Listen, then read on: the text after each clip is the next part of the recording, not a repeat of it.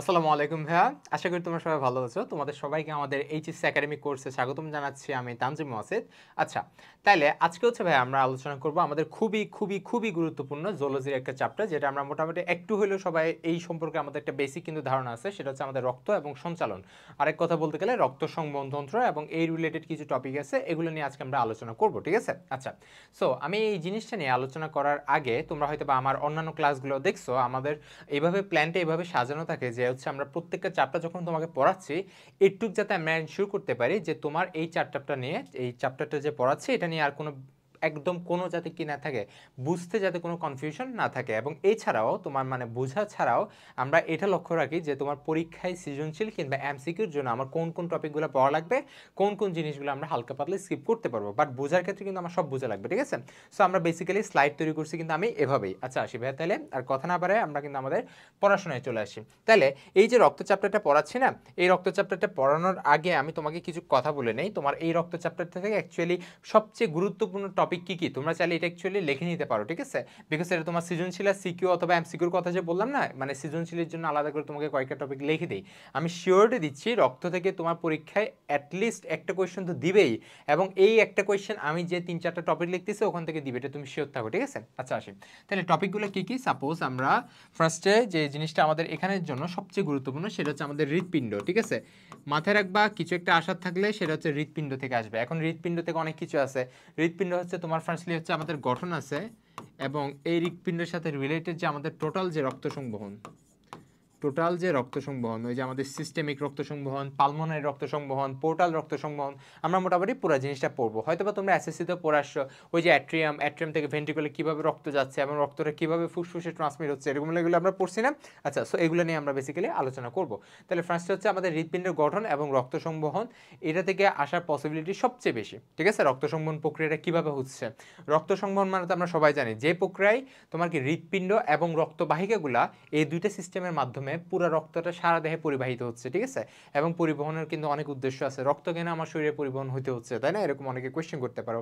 কিংবা হৃৎপিণ্ডের কাজটাই বা কি, তাই না? আচ্ছা, সো এরকম জিনিসগুলো সবগুলোর আমরা আনসার ইনশাল্লাহ ক্লাসের মধ্যে তোমাকে দেওয়ার ট্রাই করবো। সো এই জিনিসটা হচ্ছে আমরা বলতে পারি, এটা কিন্তু আমরা এক কথা বলতে গেলে 3 স্টার দাও বা 4 স্টার দাও, তুমি যাও দাও, এই জিনিসটা সবচেয়ে গুরুত্বপূর্ণ। সেকেন্ড যে জিনিসটা তোমার ভাই পড়তে হবে সেটা হচ্ছে আমাদের কোনটা, এটা হচ্ছে আমাদের হৃৎপিণ্ড রিলেটেড যে সমস্যাগুলো, হৃৎপিণ্ডের বিভিন্ন রোগ, অর্থাৎ হচ্ছে হৃৎপিণ্ডের বিভিন্ন রোগ এবং রোগের যে প্রতিকার এবং তার মানে চিকিৎসাটা, মেনলি আমরা চিকিৎসা কীভাবে করব। এখানে তুমি প্রতিকার না লিখে তোমরা হচ্ছে প্রতিরোধ লিখতে পারো। ঠিক আছে? প্রতিরোধ যদি লিখি তার মানে হচ্ছে কি আমাদের হেলদি যে লাইফস্টাইল মেনটেন করতে হচ্ছে। তোমরা সবাই জানো না যে দেখা যায় এখন আমাদের বেশিরভাগের বাবা মায়ের হচ্ছে কি হৃদরোগে দেখা দিচ্ছে, তাই না? যেহেতু হচ্ছে দেখতেছো তুমি রক্তের মধ্যে চর্বির পরিমাণ অনেক বেশি, এরকম কিছু জিনিস আমরা সবাই শুনি। এগুলো বেসিক্যালি এখানে পড়তে হবে। যেমন অ্যানজাইনা আছে, হার্ট অ্যাটাক আছে, হার্ট ফেলিওর আছে। হয়টা কি আমাদের সমস্যা হয় কি, ধরো আমরা পড়তে যখন যাই, এই জিনিসটা আমার ব্যক্তিগত লাইফ এক্সপিরিয়েন্স থেকে বলি, যখন ভাই পড়তে যাই একদম ইজি, ঠিক আছে, বাট যখন খাতায় লিখতে যাই তখন হয়টা কি 3টা রোগের মধ্যে 3-4টা রোগের মধ্যে আমরা কনফিউজড হয়ে যাই অ্যাকচুয়ালি কোনটা কি, কিংবা কোনটা আমরা কিভাবে ডিফাইন করব, কিংবা কোনটা চিকিৎসা কি। সো এটা যতটুকু তোমরা ইজি মনে করবা ততটুকু ইজি কিন্তু না। সো এটাতে আমি টুয়েস্টার দিব। ঠিক আছে? টুয়েস্টার দিব। আচ্ছা, এরপর আমার যে জিনিসটা পড়া লাগবে সেটা হচ্ছে আমাদের রক্ত তঞ্চনটা। ঠিক আছে? দেখবা এই যে রক্ত ক্লটিং ফ্যাক্টর কিংবা একটা টোটাল রক্ত তঞ্চন প্রক্রিয়া আছে, অর্থাৎ ধরো আমাদের কোনো এক জায়গায় কেটে গেছে, দেখতেছি আমরা কিছুক্ষণ পরে রক্তটা জমাট বেঁধে যাচ্ছে, তাই না? অটোমেটিক্যালি। সো এই যে প্রক্রিয়াটা এটা হচ্ছে আমার পড়তে হবে, এটাতে আমি অ্যাটলিস্ট 1 স্টার কিংবা আমি বলতে গেলে এটা তো 2 স্টার দিব, এটা আসার মতো। ঠিক আছে? এটা পরীক্ষায় আসার মতো। সো এটা আমার আগে ভালো করে বুঝতে হবে। এছাড়াও আমাদের ধরো বিভিন্ন রকম রক্তকণিকা আছে, ওই রক্তকণিকাগুলার কাজ, ঠিক আছে, এবং এই জায়গা থেকে তোমার সিকিউ আসবে আমাদের এবং আমাদের এমসিকিউ আসবে। বুঝতে পারছি? সো এই টোটাল এই 4টা টপিক পড়লে তোমার মোটামুটি সব কিছু এখান থেকে কভার হয়ে যাবে। ঠিক আছে? আচ্ছা, ওকে, তাহলে আমরা ফার্স্টে আমাদের রক্ত জিনিসটা পড়ি। ওকে, তাহলে আমি যে রক্ত রক্ত করতেছি এটা হচ্ছে আমি চিত্র অ্যাড করা হয়েছে। রক্ত তো আমরা সবাই চিনি, দেখতেছি আমরা একটা লাল টাইপের কিছু একটা, তাই না? অনেকে আবার দেখা যায় রক্ত পড়তে গেলে রক্তটা চুষে খেয়ে ফেলে, তাই না? এটা করবা না। আচ্ছা, যাই হোক, তাহলে হচ্ছে তোমার রক্তটা কি, এক কথায় যদি আমি রক্ত কাকে বলি, আমি কি বলবো ভাইয়া? রক্ত হচ্ছে একটা তরল যোজক কলা, তাই না? অথবা আমি যদি ইংলিশে বলি তাহলে কি, ফ্লুইড কানেকটিভ টিস্যু। এই যেখানে কলা মানে তো আমরা যে কলা খাই ওই কলা না, কিন্তু এটাই না, আমরা সবাই জানি। আচ্ছা, তাহলে খুবই গুরুত্বপূর্ণ একটা জিনিস হচ্ছে আমরা দেখতেছি রক্ত হচ্ছে একটা তরল জিনিস, কিন্তু তাকেও আমরা কি বলতেছি, একটা কলা বলতেছি কিংবা টিস্যু বলতেছি, তাই না? এখন কেন টিস্যু বলতেছি, রক্তকে আমরা কেন টিস্যু বলতেছি, এটা খুবই খুবই গুরুত্বপূর্ণ, ঠিক আছে? আচ্ছা, তাহলে কোন একটা জিনিস টিস্যু হওয়ার জন্য তার কি কি সত্য থাকা লাগে আমরা কি জানি? টিস্যু কি আমরা জানি না? টিস্যু হচ্ছে তোমার এই যে কলা বা টিস্যুকে আমরা কি বলি, তারা হচ্ছে অবশ্যই একগুচ্ছ কোষ নিয়ে গঠিত, তাই না ভাইয়া?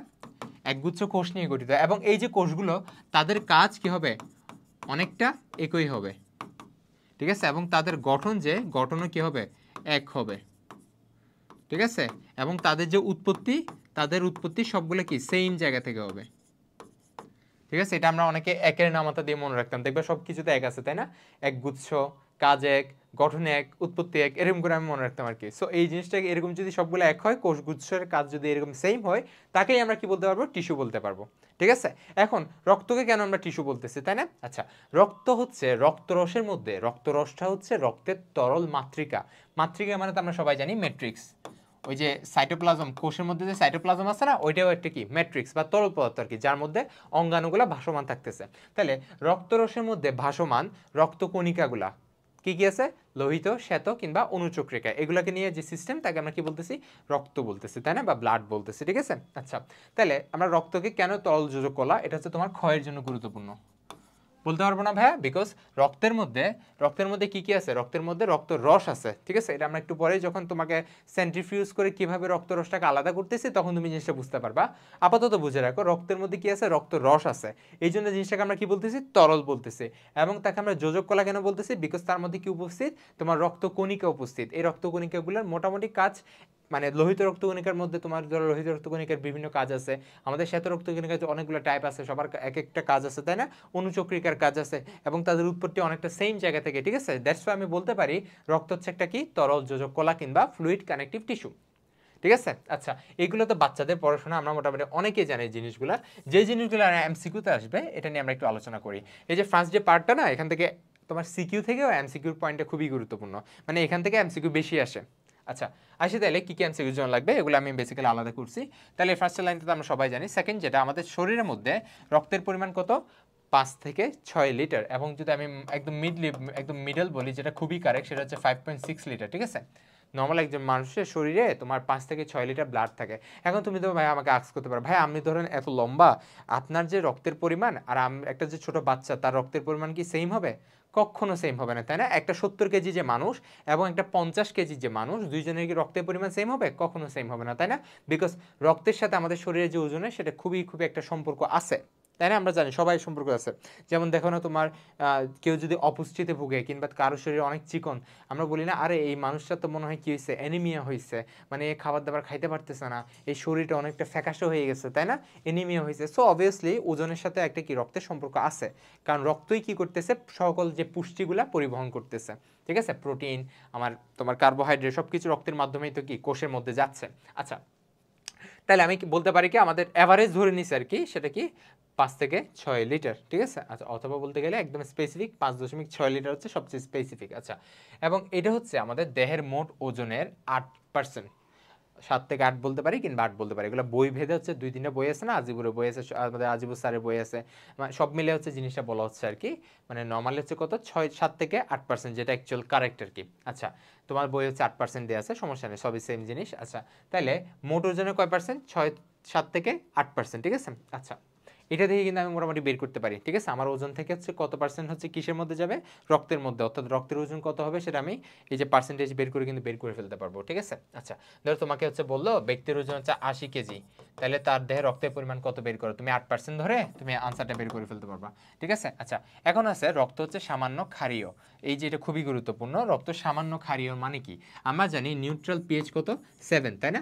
এটাকে আমরা কি বলি, নিরপেক্ষ বলি, ঠিক আছে? আচ্ছা, এখন যদি এটা থেকে যদি কোনো একটা পিএইচ এর মান যদি বেশি হয়, তাকে আমরা কি বলবো, সেটা একটা ক্ষারীয় পদার্থ, আর যদি কম হয় তাকে আমরা কি বলবো, অ্যাসিডিক পদার্থ, তাই না? আচ্ছা, এখন কিভাবে বলছে রক্ত হচ্ছে একটু ক্ষারীয়, অর্থাৎ দেখবা তোমাকে যখন আমি রক্ত দেখানো অনেক আমরা যখন চুষে ফেলি, তখন দেখবা আমাদের কেমন একটা, আমাদের একটা তিক্ত একটা স্বাদ লাগে, তাই না? যেটা আমাদের একটু কাইন্ড অফ লবণাক্ত টাইপের স্বাদ, তাই না?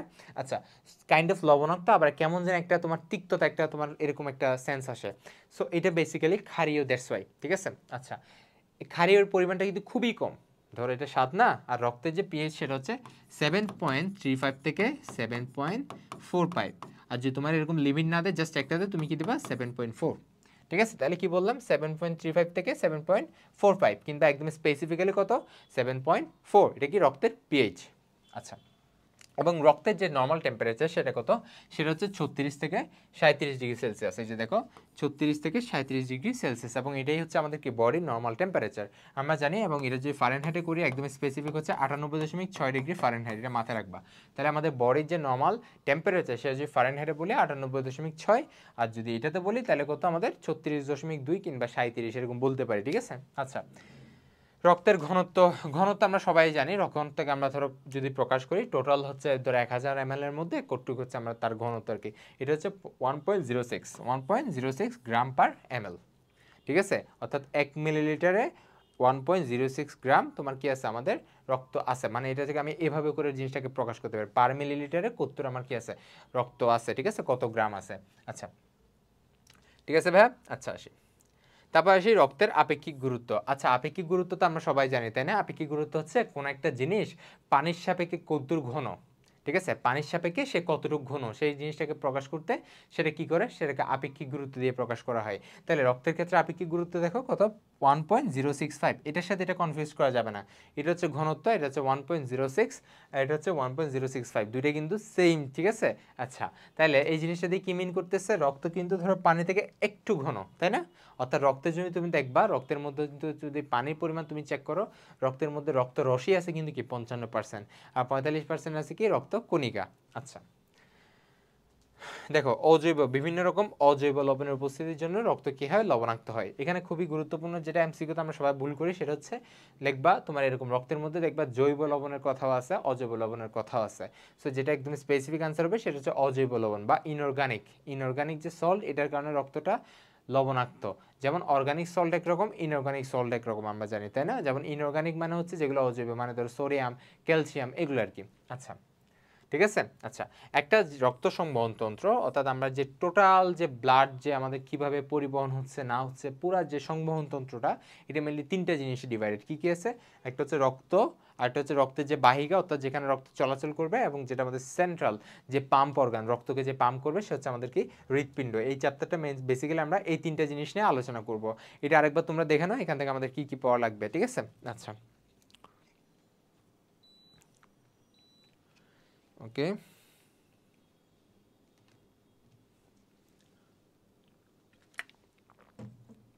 ঠিক আছে ওকে,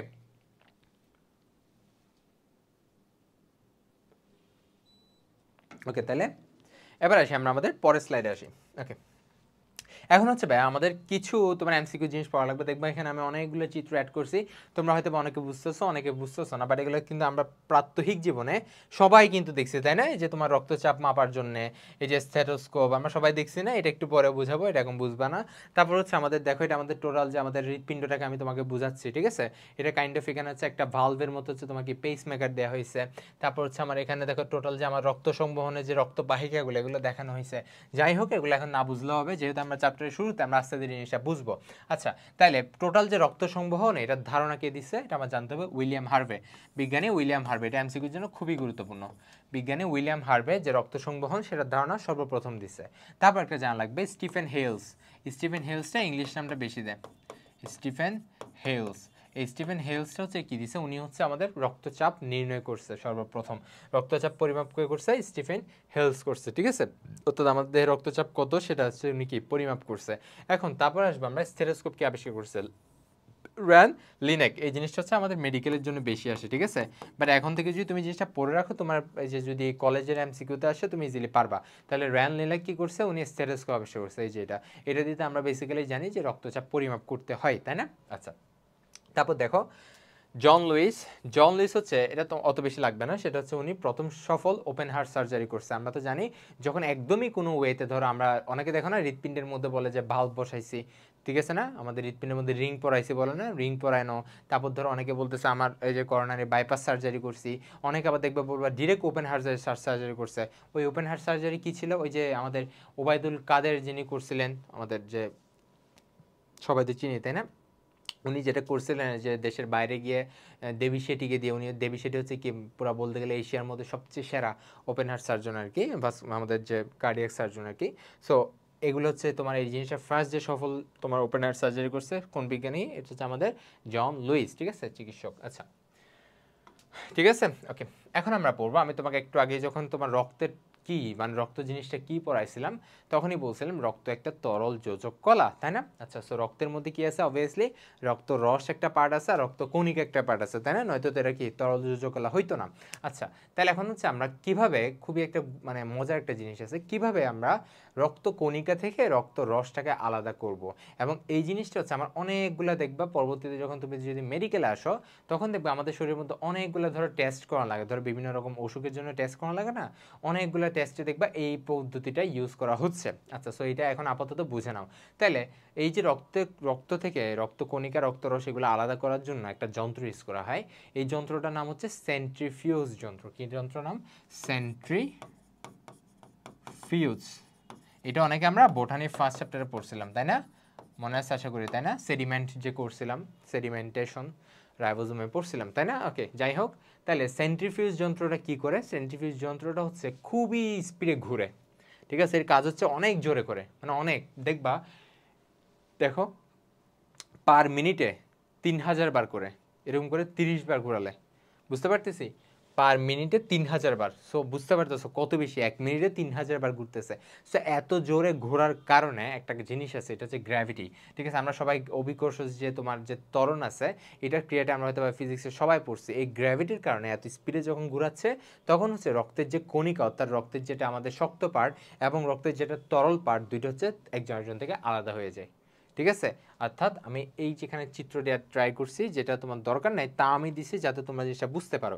দেখো এটা হচ্ছে একটা রক্তের স্যাম্পল, এই রক্তের মধ্যে দেখো রক্ত কণিকাও আছে, আবার মাঝখানে হচ্ছে সাদা সাদা যেগুলো দেখতেছো ওগুলো হচ্ছে রক্ত রস ধরে নাও, ঠিক আছে? এখন যখন এটা হচ্ছে টোটাল একটা সেন্ট্রিফিউজ মেশিন, ঠিক আছে? এই সেন্ট্রিফিউজ মেশিন হচ্ছে এরকম করে হচ্ছে তোমার কি জিনিসটাকে খুবই জোরে ঘোরানো হচ্ছে, কত মিনিটে 3000 বার করে 30 বার ঘোরাতে হবে, ঠিক আছে? সো ঘোরানোর পরে আমি দেখবো এরকম একটা জিনিস দেখবো। এখানে আমি কি কি দেখবো? এখানে উপরে যেটা আমি হলুদ টাইপের, অর্থাৎ একটা হলুদ টাইপের অংশ দেখবো, সেটাকে আমি টোটালি কি বলবো? প্লাজমা বলবো। প্লাজমা হচ্ছে রক্তরসের ইংলিশ নাম, ঠিক আছে? এবং নিচে যেটা লাল হয়ে জমাট বেঁধে নিচে পড়ে থাকবে সেটাকে আমরা কি বলবো? রক্তকণিকা বলবো, ঠিক আছে ভাইয়া? আচ্ছা, এখন এখানে একটা খুবই গুরুত্বপূর্ণ পার্ট আছে, এই যে দেখবা যেখানে আমার এই জিনিসটা হয়তো বই এখনো বলা নাই, যেখানে আমার প্লাজমা উপরে, তারপর নিচে হচ্ছে কি আছে? রক্তকণিকা। দেখবা দুইটার মাঝখানে একটা সাদা একটা লেয়ার পড়বে, ঠিক আছে? মানে দুইটার মাঝখানে একটা সাদা লেয়ার থাকবে, ওই লেয়ারটাকে আমরা কি বলবো? WBC layer. অর্থাৎ আমাদের রক্তকণিকার মধ্যে যে ডাব্লিউবিসি বা শ্বেত রক্তকণিকা আছে না, ওই শ্বেত রক্তকণিকাটা হচ্ছে মেইনলি দুইটার মাঝখানে একটা কাইন্ড অফ ব্যবধায়ক হিসেবে তৈরি করে, ওরা মেইনলি উপরে থাকে আর কি। মানে এটা যে টোটাল রক্তকণিকা তার উপরে পার্টে নর্মালি শ্বেত রক্তকণিকাটা থাকে। আর লাল দেখতেছি মানে তো কি পুরোটা লোহিত রক্তকণিকা, এটা আমরা জানি, ঠিক আছে? এটা হচ্ছে একদম রেয়ার, একদম তোমার টোটাল যে একদম যেটা আসল স্যাম্পল এটা আর কি। এটা তো আমি তোমাকে জাস্ট একটা চিত্র দেবো যে এটা হচ্ছে রিয়েলি পাওয়া যায়। এই যে নিচে যেটা লেয়ার দেখতেছি না, এটা হচ্ছে আরবিসি বা লোহিত রক্তকণিকার লেয়ার, ঠিক আছে? আচ্ছা, এই যে দেখছো এখানে, এখানে হচ্ছে নর্মালি অনুচক্রিকা বেশি থাকে এবং এখানে হচ্ছে অনুচক্রিকা কম থাকে এবং উপর অংশটা হচ্ছে কি? রক্ত রস, ঠিক আছে ভাইয়া? ওকে, তাহলে এগুলো তো আমরা আর বলতেছি না, ঠিক আছে? জাস্ট এই জিনিসটা পড়বা, এটা এমসিকিউ যে আমার লাগবে মিনিটে কয়বার? 3000 বার। এই যেভাবে ঘুরাইলাম তাহলে এই জিনিসটা আমি এভাবে আলাদা পাবো। ওকে, এখন এই চারটা খুবই গুরুত্বপূর্ণ এবং এই চারটা বোঝা লাগবে। এই যে আমি তোমাকে বললাম না রক্তের দুইটা পার্ট, একটা হচ্ছে রক্ত রস বা প্লাজমা যেটা হচ্ছে 55% এবং রক্তকণিকা যেটা হচ্ছে 45%। আচ্ছা, তাহলে রক্ত রস যেটা, এই রক্ত রসের যে 55% না, এখানের মধ্যে কিন্তু আবার কি আছে? কঠিন পদার্থ আছে। এমন না যে রক্ত রস মানে কি পুরোটা তরল, ওখানের মধ্যে কিন্তু আবার কি আছে? ওই যে বললাম লবণ, বিভিন্ন ধরনের লবণ, এগুলো কিন্তু সব রক্ত রসের মধ্যে থাকে, ঠিক আছে? আচ্ছা, লবণ, বিভিন্ন ধরনের প্রোটিন, এগুলো সব কিছু রক্ত রসের মধ্যে থাকবে। আচ্ছা, তাহলে দেখো রক্ত রসের মধ্যে আবার আমরা কি করলাম? দুইটা ভাগে ডিভাইডেড করলাম, একটা হচ্ছে পানি, একটা হচ্ছে আমার কঠিন পদার্থ। তাহলে পানির পরিমাণ কত? 90 থেকে 92%, ঠিক আছে? এবং হচ্ছে কঠিন পদার্থ কত? 8 থেকে 10%। আচ্ছা, এই কঠিন পদার্থের মধ্যে আমার কি আছে? অজৈব পদার্থ আছে, এটা হচ্ছে কত পার্সেন্ট দখল করছে? 0.9%। যেগুলো আমি এমসিকিউর মধ্যে, এমসিকিউর জন্য গুরুত্বপূর্ণ যে পার্সেন্টেজগুলো দাগাই দিচ্ছি না, ওগুলো তোমরা একটু বইয়ে দাগাই ফেলো। ফার্স্টে ইনিশিয়ালি মনে হবে জিনিসগুলো পড়া আমার জন্য একটু কঠিন হচ্ছে, বাট আলটিমেটলি দেখবে এগুলো তোমার পরীক্ষায় লাগতেছে। সো এখন থেকে তোমরা যেহেতু শুরু করতেছো, পড়াশোনা যে শুরু করতেছো, এখন থেকে যেগুলো দাগাই দিচ্ছি বা বোঝানোর ট্রাই করতেছি ওগুলো ওভাবে দাগাইয়া মুখস্থ করো কিন্তু বুঝে ফেলো, ঠিক আছে? তাহলে না হয় পরে কিন্তু প্যারা খাবা। আচ্ছা আসি, তাহলে দেখো অজৈব আমরা কত দেখতেছি 0.9%, কত এই যে কঠিন পদার্থ যেটা সেটা আবার দুই ভাগে ডিভাইডেড, একটা হচ্ছে অজৈব আর একটা হচ্ছে কি জৈব। আচ্ছা আমি তোমাকে বললাম না রক্ত হচ্ছে লবণাক্ততা হচ্ছে, ওই লবণাক্ত হওয়ার মেইন কারণ কিন্তু এই লবণগুলা, অজৈব লবণগুলা কি কি আছে সোডিয়াম, পটাশিয়াম, ক্যালসিয়াম, ম্যাগনেসিয়াম, এটা অতটা গুরুত্বপূর্ণ না, ঠিক আছে? জাস্ট তুমি মাথায় রাখবা অজৈব থাকে 0.9% এবং লবণগুলা কি সোডিয়াম, পটাশিয়াম, ক্যালসিয়াম, ম্যাগনেসিয়াম, এই দূর মনে রাখলে তোমার জন্য অনেক এনাফ এক কথায় বলতে গেলে। আসি তারপর দেখো জৈব পদার্থ সেটা হচ্ছে 7 থেকে 9% থাকবে, টোটাল আমি বললাম না 8 থেকে 10%। আচ্ছা তাহলে জৈবের মধ্যে আবার কিন্তু 3 রকম আছে। দেখো জৈবের মধ্যে হচ্ছে ফার্স্টে প্রোটিন আছে, এই প্রোটিনটা একদম ছোটস্থ রাখতে হবে, কি রাখতে হবে? ছোটস্থ, স্টার মার্ক দিছি, ঠিক আছে? আচ্ছা তারপর হচ্ছে প্রোটিনবিহীন বা নাইট্রোজেন ঘটিত পদার্থ এবং আরেকটা হচ্ছে অন্যান্য জৈব বস্তু। আচ্ছা তাহলে প্রোটিন মানে কি? প্রোটিন মানে হচ্ছে আমরা তো জানি অ্যালবুমিন, গ্লোবিউলিন, এটা আমরা বোটানিতে পড়ছি না 3 নম্বর চ্যাপ্টারে? আচ্ছা না বললেও সমস্যা নেই, বলতেছি শোনো। তাহলে রক্তের মধ্যে, রক্তে যে রস আছে তার মধ্যে প্রোটিন কি কি থাকবে? অ্যালবুমিন, গ্লোবিউলিন, প্রোথম্বিন, ফাইব্রিনোজেন, ঠিক আছে? এই চারটা খুবই গুরুত্বপূর্ণ। কি কি? অ্যালবুমিন, গ্লোবিউলিন, প্রোথম্বিন, ফাইব্রিনোজেন, ঠিক আছে? দেখবে এগুলো আবার কি আমাদের ক্লটিং ফ্যাক্টর, কিংবা ওই যে বললাম রক্ত যে জমাট বাঁধতেছে ওগুলোর ক্ষেত্রে দেখবে এগুলো হেল্প করতেছে, ঠিক আছে? আচ্ছা তাহলে প্রোটিন কি কি? 4টা, একদম মুখস্থ করে ফেলবা, ঠিক আছে? আচ্ছা তারপর আসি নাইট্রোজেন ঘটিত পদার্থ। নাইট্রোজেন মানে তো জানি যেখানে আমাদের কি আছে অ্যামিনো মূলকটা থাকবে, নরমালি NH2 মূলকটা থাকে, এদেরকে বেসিক্যালি আমরা নাইট্রোজেন ঘটিত পদার্থ বলি। আচ্ছা সো নাইট্রোজেন ঘটিত পদার্থের মধ্যে কি কি আছে? হাইপোজেনথিন আছে, যেটা সবচেয়ে গুরুত্বপূর্ণ সেটা হচ্ছে urea, ammonia, uric acid, creatinine, xanthine.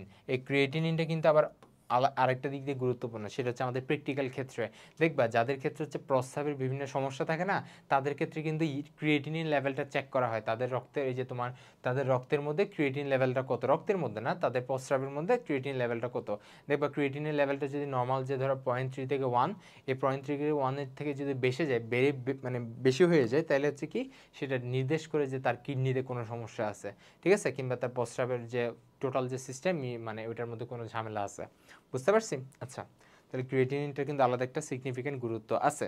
ওকে এরপর আসে অন্যান্য জৈব বস্তু যেগুলো হচ্ছে বেসিক্যালি আমি যদি বলি পুষ্টি পদার্থ এক কথায়, ঠিক আছে? কী কী আছে? গ্লুকোজ আছে, অ্যামাইনো অ্যাসিড আছে। অ্যামাইনো অ্যাসিড মানে তো আমরা জানি যেটা হচ্ছে পরবর্তীতে আমিষে কনভার্ট হবে বা প্রোটিনে কনভার্ট হবে, মানে অ্যামাইনো অ্যাসিডের পলিমারই হচ্ছে কি প্রোটিন। আচ্ছা তারপর বিভিন্ন রকমের স্নেহদ্রব্য আছে, কোলেস্টেরল আছে, hormone, vitamin, lecithin, bilirubin, biliverdin. এই বিলিরুবিন, বিলিভার্ডিন এই জিনিস নামগুলো হচ্ছে হয়তো বা তোমরা আগে কখনো শোনো নাই, কোনো সমস্যা নেই, একটু পরে এই জিনিসগুলো কি তুমি ভালো করে বুঝতে পারবে, ঠিক আছে? যখন হিমোগ্লোবিন পড়াবো না তখন তুমি জিনিসগুলো বুঝতে পারবে, ঠিক আছে? তাহলে এগুলো হচ্ছে কি টোটালি বলতে গেলে পুষ্টি পদার্থ। তারপর আসি রক্ত কণিকা, যেটা হচ্ছে কত পার্সেন্ট দখল করছে? বাকি 45% দখল করছে। এখানের মধ্যে কি কি আছে? লোহিত রক্তকণিকা, শ্বেত রক্তকণিকা, অনুচক্রিকা, আমরা সবাই জানি তাই না? এগুলো সবার আবার ইংলিশ নাম আমরা সবাই জানি। RBC রেড ব্লাড কর্পাসল, তারপর হচ্ছে WBC হোয়াইট ব্লাড কর্পাসল, তারপর হচ্ছে অনুচক্রিকা বা প্লেটেলেট, তাই না ভাইয়া? ওকে ওকে আচ্ছা তাহলে এই লোহিত রক্তকণিকার কোনো কি আবার সাবডিভিশন আছে? লোহিত রক্তকণিকার কোনো সাবডিভিশন নাই। এবং শ্বেত রক্তকণিকা যেটা, এটা আবার দুইটা ভাগে ডিভাইডেড। একটা হচ্ছে তাদের মধ্যে কি তোমার দানা আছে, মানে তারা হচ্ছে দানাদার কিনা, আর হচ্ছে তারা অদানাদার কিনা বা বর্ণহীন কিনা। দেখো যেটা অদানাদার সেটা হচ্ছে লিশম্যান একটা রঞ্জক আছে, বিজ্ঞানী লিশম্যান একটা রঞ্জক তৈরি করছেন, ওই অনুযায়ী তার নাম, এটা রঞ্জকটার নাম কি দেওয়া হয়েছে? লিশম্যান রঞ্জক, ঠিক আছে? এখানে হচ্ছে তোমার এই যে তোমার লিম্ফোসাইট আর মনোসাইট এগুলো হচ্ছে কি কোনো কালার দেয় না, যেহেতু কোনো কালার দেয় না দ্যাটস আমি তাদের কি বলতেছি? বর্ণহীন বলতেছি, ঠিক আছে? আর অদানাদার মাথায় রাখবা যত সাইট আছে, তাহলে কি লিম্ফোসাইট, মনোসাইট। আর দানাদার মানে হচ্ছে কি ফিল, দানা মানে ফিল, আমি এইভাবে মাথায় রাখতাম, দানা ফিল, তার মানে কী কী ফিল আছে? নিউট্রোফিল, ইউসিনোফিল, বেসোফিল, ঠিক আছে ভাইয়া? আচ্ছা এবং এই দানাদারটা কি? এরা হচ্ছে কি বর্ণযুক্ত, মানে এরা কি লিশম্যান রঞ্জকে রঞ্জিত হয়। এবং এই রঞ্জকগুলো কি কি? নিউট্রোফিল, নিউট্রোফিল হচ্ছে কোনো বর্ণ দিবে না, সেটা হচ্ছে বর্ণ নিরপেক্ষ, ঠিক আছে? এটা ট্রান্সপারেন্ট থাকে। আর যেটা ইউ দিয়ে মাথায় রাখতাম লাল, আমি মাথায় রাখতাম ইউ লাল, মানে আমি সব কিছু হচ্ছে তোমার ন্যামোনিক দিয়ে পড়ার ট্রাই করতাম। হয়টা কি তুমি যদি ন্যামোনিক দিয়ে না পড়ো তোমার ইনিশিয়ালি তোমার জিনিসগুলো ভালোই মুখস্থ হবে, বাট আলটিমেটলি যখন এমসিকিউ আনসার করতে যাবা, যখন 3-4টা অপশন একসাথে দেখবে তখন দেখবে জিনিসটা তোমার জন্য কনফিউজিং হয়ে যাচ্ছে, ঠিক আছে? সো ইউ লাল মানে কি ইউসিনোফিল লাল, আর ব্যাও নীল, আমি মাথায় রাখতাম এভাবে ব্যা নীল, ঠিক আছে? মানে ব্যাসোফিল নীল, ঠিক আছে? এভাবে করে মাথায় রাখতে পারো। তোমরা নিজেদের মতো নেমোনিক্স বানায় ফেলতে পারো, এটা তোমার ব্যক্তিগত বিষয়।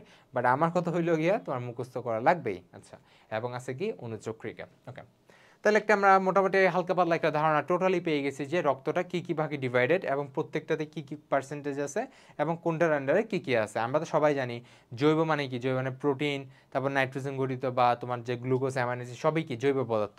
আর সোডিয়াম ক্যালসিয়াম পটাশিয়াম এগুলো তো জানি অজৈব পদার্থ। এখান থেকে কিন্তু এমসিকিউ আসতে পারে।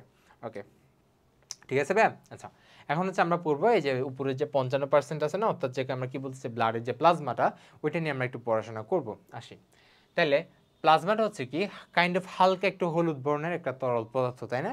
ওখানে কিন্তু হলুদ থাকারও কিন্তু কিছু কারণ আছে, ঠিক আছে? আচ্ছা, যখন আমরা সিরাম একটা জিনিস পড়বো তখন ওই জিনিসটা বুঝতে পারবো। তাহলে রক্তরসের কালার কি, সেটা হচ্ছে হালকা হলুদ, ঠিক আছে? আচ্ছা, এবং এই রক্তরসের মধ্যে কি থাকে বললাম না, রক্তরসের মধ্যে প্রোটিন থাকে, ওই যে অ্যালবুমিন, গ্লোবিউলিন, প্রোথম্বিন, ফাইব্রিনোজেন এগুলো থাকে বলছি না। এবং এই কারণে রক্তরসের মধ্যে প্রোটিনের যে কনসেন্ট্রেশন বা ঘনত্ব সেটা কত, 6 থেকে 8 গ্রাম পার ডেসিলিটার, ঠিক আছে? এটা হচ্ছে তোমার এমসিকিউর জন্য গুরুত্বপূর্ণ। এবং রক্তরসের পিএইচ কিন্তু 7.4, ঠিক আছে? আচ্ছা, এটা মানে রক্তরসের পিএইচ, রক্তের পিএইচই আমি বলতে পারি। আচ্ছা, তারপর দেখো একজন শুষ্ক পূর্ণবয়স্ক মানুষের দেহে প্রায় 3 লিটার প্লাজমা থাকে, যা দেহের ওজনে মোট 5%, ঠিক আছে? এটা হচ্ছে আমাদের এমসিকিউর জন্য গুরুত্বপূর্ণ। মোটামুটি আমি যে লাইনগুলো তোমার গুরুত্বপূর্ণ জাস্ট ওগুলাকে আলাদা করে লেখার ট্রাই করছি, ঠিক আছে?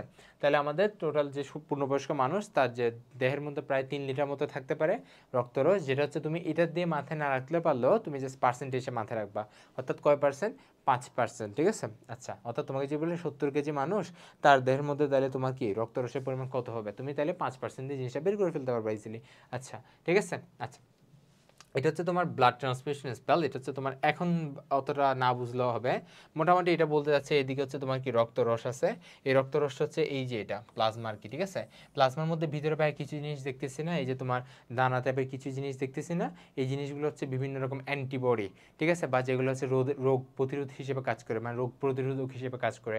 কিন্তু এখানে বিভিন্ন রকমের প্রোটিন আছে, ঠিক আছে? কিংবা বিভিন্ন রকমের স্নেহ পদার্থ আছে, কিসের মধ্যে, রক্তরসের মধ্যে, ঠিক আছে? মেইনলি হচ্ছে রক্তরসের মধ্যে প্রোটিন থাকে, ঠিক আছে? প্রোটিন এবং অ্যান্টিবডি এই দুইটা বেশি থাকে। সো এগুলো দিয়ে আমরা এগুলো মেইন করতেছি। এবং নিচে যে লালটা দেখতেছি না, এখানে হচ্ছে এটা মেইনলি আমরা কি ইন্ডিকেট করতেছি, ব্লাডের যেটা কি কর্পাসেলগুলো, কর্পাসল মানে আমরা জানি তাই না, রেড ব্লাড কর্পাসল বা আরবিসি। সো তোমার কি এখানে দেখো লাল যেগুলো, এগুলো হচ্ছে কি আমাদের লোহিত রক্তকণিকা, সাদাগুলো হচ্ছে আমাদের কি শ্বেত রক্তকণিকা, এরপর আমরা কি দেখতেছি এখানে অনুচক্রিকা দেখতেছি, তাই না? ওকে, এবার দেখো আমাদের রক্তরসের উপাদান কি কি। আচ্ছা, রক্তরসের মধ্যে আমরা কি আরো এক্সট্রা করে পড়তে হবে, আশা করি পারবো। যদি তোমাকে জিজ্ঞেস করে আমাদের রেশন পদার্থ কি কি আছে, ইউরিয়া, ইউরিক অ্যাসিড, ক্রিয়েটিনিন, তাই না? এগুলো হচ্ছে আমাদের কি রক্তরসের মধ্যে বর্জ্য পদার্থ, কিংবা এক কথা বলতে গেলে রেচন পদার্থ। আচ্ছা, এই যে বললাম না এখানের মধ্যে কি আছে, প্রতিরক্ষামূলক দ্রব্যাদি আছে। প্রতিরক্ষামূলক দ্রব্যাদি মানে হচ্ছে কি অ্যান্টিটক্সিন এবং কি অ্যাগ্লুটিনিন। অ্যাগ্লুটিনিন মাথায় রাখতে হবে না, তুমি মাথায় রাখবা অ্যান্টিবডি। কি মাথায় রাখবা, অ্যান্টিবডি, ঠিক আছে? আচ্ছা, তারপর রক্তরসের মধ্যে যে গ্যাসগুলো, এগুলো গুরুত্বপূর্ণ, অক্সিজেন, কার্বন ডাইঅক্সাইড আর কি নাইট্রোজেন গ্যাস, এটুক মাথায় রাখবা। আর যে প্লাজমা প্রোটিন যেটা, এটা হচ্ছে 4টা থাকে। ওই যে রক্তের মধ্যে, রক্তের যে প্লাজমা আছে না, রক্তরস মানে তো প্লাজমা, আমরা সবাই জানি। এই রক্তরসের একটা নাম তো প্লাজমা, তাই না? ওই প্লাজমার মধ্যে যে প্রোটিনগুলো থাকবে, এগুলোকে আমরা এক কথায় কি বলবো, প্লাজমা প্রোটিন বলবো। এবং এগুলো কিন্তু হিউজ ফাংশন আছে, একটু পরে জানতে পারবা। এটা যে সব কিছু বলতেছে একটু পরে জানতে পারবা, তাই না? বিকজ চ্যাপ্টারটা যে শুরু হইলো বলতে গেলে।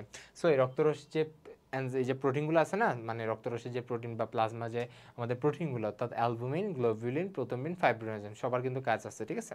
আচ্ছা, তাহলে ভাই রক্তরস পারবো ইনশাল্লাহ। তাহলে রক্তরসের কাজটা একটু দেখি, আশা করি তোমরা সবাই বইয়ের মধ্যে যে কাজটা আছে না ওটা ভালো করে পড়বা। ধরো আমাদের কি অ্যান্টিবডিটা হচ্ছে কি প্রতিরক্ষা কাজে ভূমিকা রাখে এবং অক্সিজেন কার্বন ডাইঅক্সাইড পরিবহনে হেল্প করতেছে, তাই না? ইনডিরেক্টলি হেল্প করে। তারপর হচ্ছে দেখো পরিপাকৃত খাদ্যরস বিভিন্ন টিস্যু বা অঙ্গে বহন করা, এটা হচ্ছে সবচেয়ে গুরুত্বপূর্ণ কাজ, ঠিক আছে? রক্ত রসটাই হচ্ছে মেইনলি আমাদের যে খাবার দাবার আছে না ওগুলো পরিবহন করে। আর রক্ত কণিকাগুলো হচ্ছে বেসিক্যালি কি করে, ওই যে অক্সিজেন কার্বন ডাইঅক্সাইড এগুলোকে পরিবহন করে, কিংবা ওই যে আমাদের যে ফ্যাগোসাইটোসিস কিংবা আমাদের যে রোগ প্রতিরোধ তন্ত্র, এটার যে প্রধান পার্ট, এটা কিন্তু রক্ত কণিকায় আছে, ঠিক আছে? আর রক্তরসটা বেসিক্যালি কিসের জন্য কাজ করে, খাদ্যরস পরিবহন করা, ঠিক আছে? আচ্ছা, আসি তারপর হচ্ছে রক্তের অম্লক্ষারের ভারসাম্য বজায় রাখা, এগুলো সবখানে পাবা। পানির সামতা রক্ষা রাখা, দেখবে এটা লোহিত রক্ত নিয়ে পড়লে ওখানেও পাবা, ঠিক আছে? আচ্ছা, তারপর হচ্ছে রক্ত কণিকা ধারণ করা আমরা জানি, দেহের তাপ সামতা বজায় রাখা আমরা জানি, এই যেটা মাথায় রাখবা। এই যে ফাইব্রিনোজেন আছে এবং প্রথমবিন আছে, এটা প্রথমবিন না হবে, প্রমিন হবে না, প্রথমবিন, ঠিক আছে?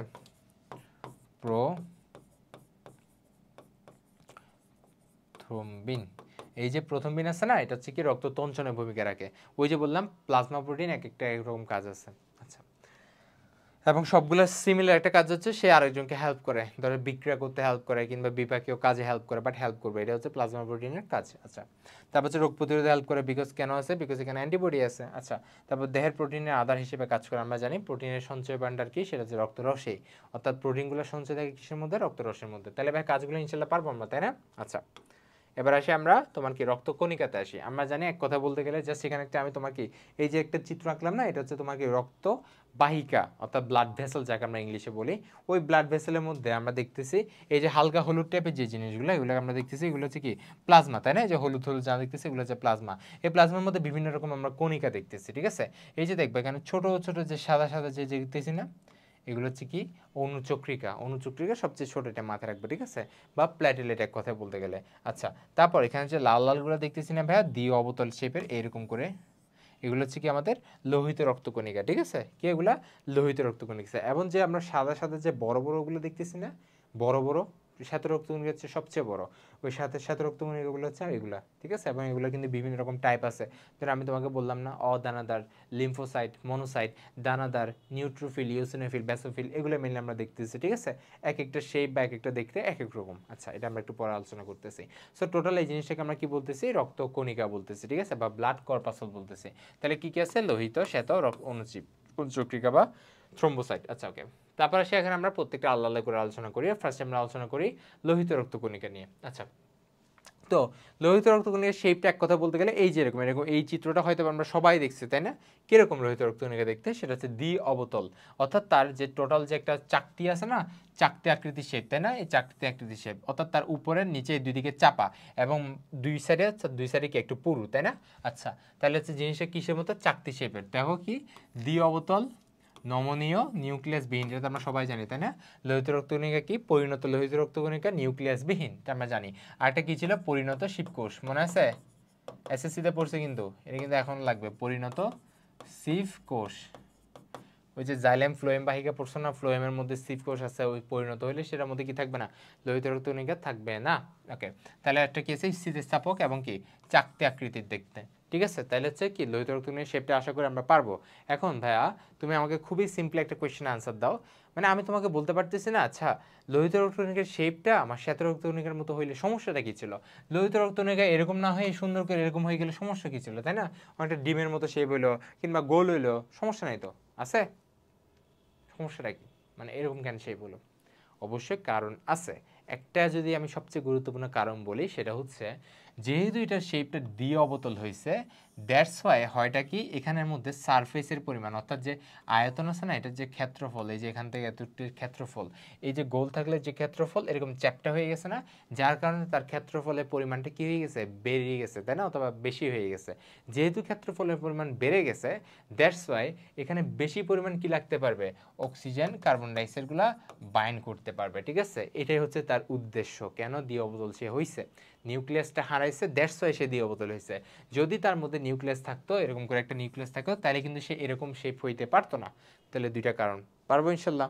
ওকে, এখন দেখো পরিণত লোহিত রক্তকণিকায় কিন্তু কিছুই থাকবে না, ঠিক আছে? পরিণত লোহিত রক্তকণিকার মধ্যে ধরো এটা হচ্ছে আরেকটা জিনিস বুঝাইতে চাইছি, কি যেন বলতে চাইছিলাম তোমাকে, পরিণত লোহিত রক্তকণিকার মধ্যে ধরো আমাদের রাইবোজোম আছে, এন্ডোপ্লাজম রেটিকুলাম আছে, তাই না? এগুলো কি তাদের মধ্যে উপস্থিত থাকবে নাকি থাকবে না, এটা একটু ভেবে চিন্তে বলো, ঠিক আছে? কণিকার আচ্ছা আমরা আরেকটা জিনিস বলতে পারি, তোমার হচ্ছে মানে কেন আমরা তাকে কি বলতেছি, কেন আমরা তাকে কণিকা বলতেছি, কোষ বলতেছি না, এটা আমাকে তোমরা আস্ক করতে পারো না? ভাই আপনি লোহিত রক্ত কণিকা কেন বলতেছেন,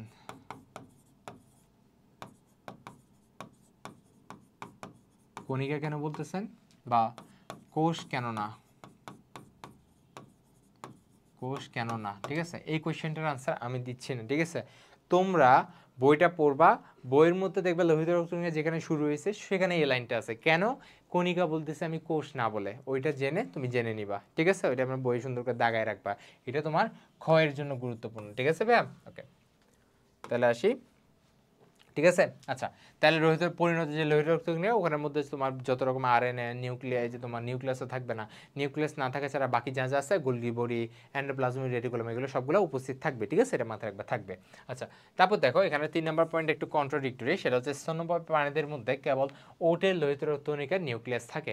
এটা খুবই একটা গুরুত্বপূর্ণ কোয়েশ্চেন। তোমাকে ধরো জিজ্ঞাসা করলে নিচের কোন প্রাণীর মধ্যে নিউক্লিয়াস থাকে, ঠিক আছে, নিচের কোন প্রাণীর লোহিত রক্তকণিকার মধ্যে নিউক্লিয়াস থাকে, তুমি আনসার কি দিবা? তখন দেখবে যদি তোমার পয়েন্টে ওট থাকে না, তুমি তাহলে ওটটা আনসার দিবে। ঠিক আছে, আর যদি কোয়েশ্চেনটা এমনভাবে দেয় যে এখানে ওট না হওয়ার পসিবিলিটি বেশি, তখন কিন্তু তুমি কি দিবা না, ওট দিবা না। অর্থাৎ তোমার এটা হচ্ছে ওটের মধ্যে যে নিউক্লিয়াস আছে কি নাই এটার মধ্যে একটু সন্দেহ আছে। ঠিক আছে, অর্থাৎ যদি কোয়েশ্চেনটা তোমাকে এইভাবে ডাইভার্ট করে যে তোমার ওট আনসার দেওয়া লাগবে, মানে জাস্ট একটা প্রাণী চুজ করতে বলছে যার মধ্যে কি লোহিত রক্তকণিকার নিউক্লিয়াস আছে, তাহলে তুমি ওট দাগায় দিবা। আর যদি তোমার ওখানে ওট ছাড়াও যদি বিভিন্ন রকম অপশন থাকে তখন তুমি ওটটা দাগাবা না। ঠিক আছে, ওকে, আশা করি কি বলতেছে একটু বুঝতেছো। আচ্ছা, অপরিণত যে লোহিত রক্তকণিকা সেটা হচ্ছে নিউক্লিয়াস যুক্ত, এটা আমরা জানি। যদি অপরিণত থেকে পরিণত হয় তখনই কি নিউক্লিয়াসটা ধ্বংস হয়ে যায়। ঠিক আছে, এবং অপরিণত যে এই যে লোহিত রক্তকণিকা তার না একটা নাম আছে, সেটা হচ্ছে প্রি এরিথ্রোব্লাস্ট। কোনো কিছু যখন তার মানে প্রিফর্মস বলি না, প্রিফর্মস মানে কি, সে এখনো পরিপূর্ণভাবে ফর্মে আসে নাই। ঠিক আছে, আচ্ছা, সো এটাকে আমরা কি বলবো, প্রি এরিথ্রোব্লাস্ট। ঠিক আছে, এরিথ্রোব্লাস্ট কেন বলতেছি, কারণ লোহিত রক্তকণিকার নাম কি, এরিথ্রোসাইট, তাই না? কি নাম, লোহিত রক্তকণিকার ইংলিশ নাম কি, এরিথ্রোসাইট। ঠিক আছে ভাইয়া, সো এরিথ্রোব্লাস্ট মানে, আচ্ছা এখানে একটা গুরুত্বপূর্ণ আরেকটা কোয়েশ্চেন আছে ভাইয়া, দেখো কোয়েশ্চেন করতে পারো আমাকে, ভাইয়া এরিথ্রোব্লাস্ট কি, আর আমি এরিথ্রোসাইট বলতেছি, এটা কি? তাই না, দুই জায়গায় দুই কথা বলছি না, দুইটা কি সেম বলতে পারবো না? দুইটা সেম বলতে পারবো না। মাথায় রাখবে যেখানে ব্লাস্ট শব্দটা আছে সেটা মিন করে অপরিণতকে, কি মিন করে, অপরিণত। ঠিক আছে, আর যেখানে সাইট হয়ে গেছে সেটা কি, পরিণত হয়ে গেছে, এটা মাথায় রাখবা, পরিণত কোষ। এটা হয়তো বা আমরা অনেকে হাইড্রা যখন পড়ছি তখন এই জিনিসটা আমরা লক্ষ্য করছি। ঠিক আছে, যেখানে অপরিণত সেখানে ব্লাস্ট থাকবে, বা এরিথ্রোব্লাস্ট মানে কি, অপরিণত এখনো লোহিত রক্তকণিকা, যেটা এখনো নিউক্লিয়াস আছে, অর্থাৎ যেটা এখনো পরিণত হয় নাই। আর যদি সেটা পরিণত হয় অর্থাৎ এরিথ্রোসাইট হয়ে যায়, তখন তার মধ্যে কি থাকবে না, নিউক্লিয়াস থাকবে না। ঠিক আছে, ওকে, আচ্ছা এগুলো তো আমরা বলছি। তারপর লোহিত রক্তকণিকার তোমার কি ব্যাসটা লাগবে, গড় ব্যাস হচ্ছে 7.3 মাইক্রোমিটার, এবং গড় যে তোমার স্থূলতা বা মোটা আর কি, সেটা হচ্ছে 2.2 মাইক্রোমিটার, এটুক মাথায় রাখবা। ঠিক আছে, আচ্ছা আমরা জানি লোহিত রক্তকণিকার মধ্যে কি থাকে, হিমোগ্লোবিন থাকে। এই যে তোমার এখানে চিত্র, আশা করি এটা লাগবে না তোমার, জাস্ট এটা আমি এটা বোঝানোর জন্য ট্রাই করছি যে থিকনেস সেটা হচ্ছে 2.5 মাইক্রোমিটার, আর যে ব্যাস যেটা এটা 7.5 মাইক্রোমিটার কিংবা 7 to 8 মাইক্রোমিটার। ঠিক আছে, আচ্ছা, এবং হচ্ছে তোমার দেখো এই যেটা হচ্ছে একটা আমার বলতে গেলে 3D একটা চিত্র আর কি, আরবিসির যে চিত্রটা, তোমার এখন জিনিসটা বোঝা লাগবে না, জাস্ট ভাই একটা জিনিস বোঝার ট্রাই করো। তোমাকে যখন আমি রক্তের যে ব্লাড গ্রুপ পড়াবো না, তখন আমরা ব্লাড গ্রুপের জন্য ধরো ব্লাড গ্রুপ কি কি আছে, এ ব্লাড গ্রুপ আছে, বি ব্লাড গ্রুপ আছে, এ বি ব্লাড গ্রুপ আছে, ও ব্লাড গ্রুপ আছে, তাই না? ওই ব্লাড গ্রুপগুলো ডিটারমাইন কিভাবে করে, মানে এটা যে ব্লাড গ্রুপ এ, এটা কিভাবে ডিটারমাইন করে, দেখো না, তার থেকে রক্ত নিয়ে সেটাকে আমরা ডিটারমাইন করতে পারি যে এটা এ ব্লাড গ্রুপ বা বি ব্লাড গ্রুপ, এটা বলে ফেলি না কেন? কারণ লোহিত রক্তকণিকার এই যে তোমার সারফেস আছে না, বাইরে যেটা একটা সারফেস দেখতেছি বা আবরণ দেখতেছি, ওই আবরণের মধ্যে দেখবা এই যে দেখতেছেন এখানে এই যেগুলো বিভিন্ন শেপের বিভিন্ন জিনিস আছে দেখতেছেন এখানে, এই যে দেখো এই যে এরকম, ঠিক আছে না, এরকম করে আমরা দেখতেছি না, এরকম করে, এগুলো হচ্ছে তোমার অ্যান্টিজেন, বিভিন্ন রকম অ্যান্টিজেন। ঠিক আছে, এইসব অ্যান্টিজেন অর্থাৎ তাদের সারফেসে বিভিন্ন রকম অ্যান্টিজেন উপস্থিত আছে, ওই অ্যান্টিজেনের উপস্থিতির ভিত্তিতে আমরা কিন্তু রক্তকে বিভিন্ন রকমভাবে গ্রুপে আলাদা করতেছি। ঠিক আছে ভাই, ওকে, তাহলে লোহিত রক্তকণিকা সম্পর্কে এর চাইতে বেশি আমার জানা লাগবে না। যেটা খুবই গুরুত্বপূর্ণ সেটা হচ্ছে লোহিত রক্তকণিকার কাজটা। ঠিক আছে, কাজ কিন্তু ভালো করে পারা লাগবে, যেগুলো তো আমরা পারবো। ঠিক আছে, লোহিত রক্তকণিকার কাজটা ভালো করে পড়বা, এটা আমরা একটু পরে পড়াচ্ছি, সমস্যা নাই। দেখো তার আগে একটা জিনিস পড়ি, লোহিত রক্তকণিকার মধ্যে তোমার পানি আছে 60 থেকে 70%, এগুলো পড়া লাগবে কিন্তু, এগুলো এমসিকিউ জন্য আসবে। পানি 60 থেকে 70%, এটা হচ্ছে তুমি কি করতে পারো জানো, দেখবে আমি যখন তোমাকে এটা পুরো চ্যাপ্টার পড়াইছি না, তুমি অনেকগুলো পার্সেন্ট পাবা, অ্যাটলিস্ট তুমি 15 থেকে 20টা পাবা। এখানে তুমি 15 থেকে 20টা না, ধরো এখানে তুমি পাইলা 8 থেকে 10টা, কিন্তু আমি যখন তোমাকে ভাইয়া পরিপাক পড়াবো, পরিপাক যখন পড়াইছি তখন দেখবো অনেকগুলো তুমি কি পাইছো, এরকম পার্সেন্টেজ পাইছো। আর পরীক্ষায় কি তোমার জাস্ট একটা চ্যাপ্টারের উপর নিবে না, পরীক্ষা তোমাকে একসাথে ধরো প্রথম 5টা চ্যাপ্টার নিল কিংবা পুরো বই তো নিবে, তাই না? সো তখন তোমার কিন্তু কি এই যে পার্সেন্টেজগুলো কনফিউজ হয়ে যাবা। সো এটা মাথায় রাখার জন্য তুমি কি করবা, যত রকম পার্সেন্টেজ আছে এরকম, ওগুলাকে একটা আলাদা একটা জায়গায় নোট ডাউন করে রাখবা। সো তুমি ধরো প্রতি 4-5 দিন পর পর জিনিসগুলো একবার চোখ বোলাবা। এগুলো জাস্ট এখন না, তোমার এগুলো মেডিকেল যখন অ্যাডমিশন টেস্ট কিংবা ডিউর যে ঢাকা ভার্সিটির যে অ্যাডমিশন টেস্ট, সবখানে লাগবে, এটা মাথায় রাখবা, সবখানে। ঠিক আছে? এই জুলজির মধ্যে এই চ্যাপ্টারটা one of the most important chapter. আচ্ছা, তাহলে কত পার্সেন্ট? 60 থেকে 70%। আর যেটা তাহলে কঠিন পদার্থ কত হবে? স্বাভাবিক 30 থেকে 40% হবে, তাই না? আচ্ছা, এখন এই কঠিন পদার্থের মধ্যে আবার কি আছে? 90 ভাগে কিন্তু কি হিমোগ্লোবিন। তাহলে লোহিত রক্তকণিকার যে কঠিন পদার্থ তার 90% কে দখল করে আছে? হিমোগ্লোবিন নামক একটা কি রঞ্জক পদার্থ। রঞ্জক মানে তো জানি যে রঞ্জিত করে, তাই না? আচ্ছা, সো এই হিমোগ্লোবিনের কারণে কি হচ্ছে? রক্তর কালার কি হচ্ছে? রক্তের কালার কি হচ্ছে? লাল হচ্ছে। এটা তো আমরা আগে থেকে জানি, তাই না? রক্তের দেখতে লাল কেন? বিকজ তার মধ্যে হিমোগ্লোবিন উপস্থিত। আচ্ছা, এবং এছাড়াও রক্তের মধ্যে আরো কি কি থাকে হিমোগ্লোবিনের মধ্যে? এই যে তোমার লোহিত রক্তকণিকার মধ্যে প্রোটিন থাকবে, অজৈব লবণ থাকবে, ফসফোলিপিড থাকবে, ঠিক আছে? বিভিন্ন রকম প্রোটিন থাকতে পারে। এরপর হচ্ছে আমাদের কোলেস্টেরল থাকতে পারে, ঠিক আছে? এটা অত বেশি গুরুত্বপূর্ণ না, জাস্ট এই পার্সেন্টেজগুলো মাথায় রাখো, ঠিক আছে ভাইয়া? আচ্ছা, এখন আমরা যেহেতু তোমাকে বললাম প্রায় 90% হিমোগ্লোবিন, এই হিমোগ্লোবিনটা কিন্তু আমার ক্ষয়ের জন্য গুরুত্বপূর্ণ বা গয়ের জন্য গুরুত্বপূর্ণ, ঠিক আছে? তোমার হিমোগ্লোবিনের গঠনটা কিন্তু আসবে, এবং হিমোগ্লোবিনের গঠনটা দিলে তোমরা অবশ্যই বইয়ে দেখবে এরকম একটা চিত্র আছে, এই চিত্রটা মাস্ট ইনক্লুড করবা, ঠিক আছে ভাইয়া? এই চিত্রটা কিন্তু মাস্ট ইনক্লুড করা লাগবে। তাহলে এখন আমরা হিমোগ্লোবিন কাকে বলে একটু দেখি। আমরা জানি হিমোগ্লোবিন মানে কি, সেটা দুইটা জিনিস নিয়ে গঠিত, একটা হচ্ছে হিম, একটা হচ্ছে গ্লোবিন, তাই না? হিমোগ্লোবিনটা হচ্ছে একটা হিম প্লাস গ্লোবিন, এই দুইটা নিয়ে গঠিত, তাই না? আচ্ছা, হিম, এই হিমটা হচ্ছে কি? এই হিমটা হচ্ছে একটা আয়রন। আয়রন তো আমরা সবাই জানি লৌহ আর কি, ঠিক আছে? আর গ্লোবিনটা হচ্ছে একটা প্রোটিন, ঠিক আছে? তাহলে হিমটা হচ্ছে কি? একটা আয়রন, আর গ্লোবিনটা হচ্ছে একটা প্রোটিন, এবং দুইটা মিলে কি ফর্ম করছে? হিমোগ্লোবিন ফর্ম করছে, যেটার কারণে রক্তকে আমরা কি দেখতেছি? লাল কালার দেখতেছি, ঠিক আছে? আচ্ছা, এখন আমরা ফার্স্টে কিছু পরিমাণ পড়ি, এরপর হিমোগ্লোবিনটা কিভাবে আমি আঁকবো কিংবা কিভাবে হিমোগ্লোবিনটা আসলো এগুলো আমরা পড়বো, ঠিক আছে? আচ্ছা, তাহলে আমরা ফার্স্টে কিছু পরিমাণ পড়তেছি, যেটা আমার অবভিয়াসলি এমসিকিউর জন্য গুরুত্বপূর্ণ, ঠিক আছে ভাই? ওকে, তাহলে আসি আমরা ফার্স্টে দেখি। ফার্স্টে কি বলছে? প্রতিটি লোহিত, এটা কিন্তু আলাদা করে পড়তে হবে, প্রতিটি লোহিত রক্তকণিকায় কত? 29 পিকোগ্রাম। পিকোগ্রাম মানে তো আমরা জানি 10⁻⁻12, ঠিক আছে? প্রতিটি ইয়াতে মানে এক একটা লোহিত রক্তকণিকাতে কত থাকবে? 29 পিকোগ্রাম হিমোগ্লোবিন থাকে। আচ্ছা, 100 ml যদি রক্ত হিসাব করি সেক্ষেত্রে কত? 16 না? হ্যাঁ, 16 গ্রাম, ঠিক আছে? এগুলো পড়তে হবে, অর্থাৎ 100 ml রক্তে হিমোগ্লোবিন কত থাকবে? 16 গ্রাম, ঠিক আছে? আচ্ছা, এটা তো অলরেডি বলে ফেলছে হিম, এবং কি হিম হচ্ছে কি একটা লৌহ ধারণকারী রঞ্জক, ঠিক আছে? অর্থাৎ কি ধারণ, হিম কি দিয়ে গঠিত? আয়রন দিয়ে গঠিত, ঠিক আছে? এবং যে গ্লোবিন সেটা হচ্ছে কি একটা প্রোটিন, বুঝতে পারছি? আচ্ছা, এখন এখানে একটা খুবই গুরুত্বপূর্ণ লাইন আছে, 4 অণু হিম পলিপেপটাইডের সাথে 1 অণু গ্লোবিন যুক্ত থাকে, ঠিক আছে? এটা লাগবে তোমার জন্য, ঠিক আছে? আচ্ছা, দেখবা এই যেখানে আমরা দেখতেছি না লাল কালার যেগুলো, এই লালগুলো হচ্ছে বেসিক্যালি হিম, ঠিক আছে? এখানে দেখবা ভিতরে আমি আয়রন লিখে রাখছি, যে এফি লিখে রাখছি, এফি, তাই না? এই লাল কালারগুলো হচ্ছে হিম, এবং লাল কালার জন্য যে চারটা দেখতেছি আমি ইউনিট, এই যে চারটা যে ইউনিট, চারটা যে ইউনিট, এই চারটা ইউনিট মিলে ফর্ম করছে একটা গ্লোবিন। এই যে দেখো এক অণু গ্লোবিন যুক্ত থাকে, ঠিক আছে? তাহলে আমরা দেখতেছি এদিকে চারটা কি আছে আমাদের? হিম অণু আছে, এবং সেটার জন্য কি একটা কেন্দ্রীয় স্ট্রাকচার আছে, তাকে আমরা কি বলতেছি? গ্লোবিন অণু বলতেছি। অর্থাৎ এই ভিতরের জিনিসটা কি দিয়ে তৈরি? প্রোটিন দিয়ে তৈরি। এবং এই যে আয়রন যে লাল কালার না, এটা একটা পিগমেন্ট বা রঞ্জক, এই রঞ্জকটা কি দিয়ে তৈরি? আয়রন বা লৌহ দিয়ে তৈরি, ঠিক আছে ভাই? আচ্ছা, দেখো তাহলে হিমোগ্লোবিন কি দিয়ে তৈরি হয়েছে? 4 অণু হিম, 1 অণু গ্লোবিন, 1 পরমাণু আয়রন দিয়ে, ঠিক আছে? টোটালি 3টা জিনিস দিয়ে আমার গঠিত। মেইনলি তোমার বই দেখবে এই 2টা জিনিস লেখা আছে, এটার মধ্যে তো আবার এটা আছে, তাই না? দ্যাটস আলাদা করে লেখা নেই, বাট আমি আলাদা করে লিখছি কারণ যাতে বুঝতে সুবিধা হয়। তাহলে 4 অণু হিম থাকবে, 1 অণু গ্লোবিন থাকবে, 1 পরমাণু কি থাকবে? লৌহ বা আয়রন থাকবে। দেখবা প্রত্যেকটার ভিতরে কি আছে? আমাদের আয়রন আছে, ঠিক আছে? আচ্ছা, তারপর দেখো মানবদেহে সকল আরবিসিতে লোহিত রক্তকণিকার সামগ্রিক পরিমাণ 2.5 গ্রাম, যা মোট লৌহের 65%, ঠিক আছে? সো এটুকু আমাদের লাগবে কিন্তু, ঠিক আছে? এটুকু আমাদের লাগবে। আচ্ছা, এখন আমাদের এই যে হিম বা এই যে হিমোগ্লোবিন, এই জিনিসটা গুরুত্বপূর্ণ কেন? এটা কিন্তু খুবই গুরুত্বপূর্ণ একটা কোয়েশ্চেন, তাই না? আচ্ছা, তার আগে আমি একটা জিনিস বলে নিই, সেটা হচ্ছে আমাদের এই যে লোহিত রক্তকণিকার মধ্যে এই যে হিমোগ্লোবিনের কতটুক পার্সেন্টেজ, অর্থাৎ হিমোগ্লোবিনের পরিমাণ যদি স্বাভাবিক, আচ্ছা তুমি একটা নর্মাল জিনিস চিন্তা করো ভাইয়া, ধরো আমার রক্তের মধ্যে নির্দিষ্ট পরিমাণ হিমোগ্লোবিন আছে, কোনো একটা কারণে, ঠিক আছে, আমার রক্তের মধ্যে হিমোগ্লোবিন কমে গেছে, তাহলে আমার বডিটা দেখতে কিরকম লাগবে বলো তো? আমাকে একটু বেশি ফর্সা ফর্সা লাগবে না? অর্থাৎ আমাকে একটু দেখতে ফ্যাকাশে লাগবে না? ওইটাই হচ্ছে আমাদের আয়রন ডেফিসিয়েন্সি এনিমিয়া। এটা একটা রোগ, ঠিক আছে? আচ্ছা, আমি বলি জিনিসটা, এটা একটা রোগ, আয়রন ডেফিসিয়েন্সি, যেটা আমাদের বাংলাদেশের মধ্যে সবচেয়ে কমন।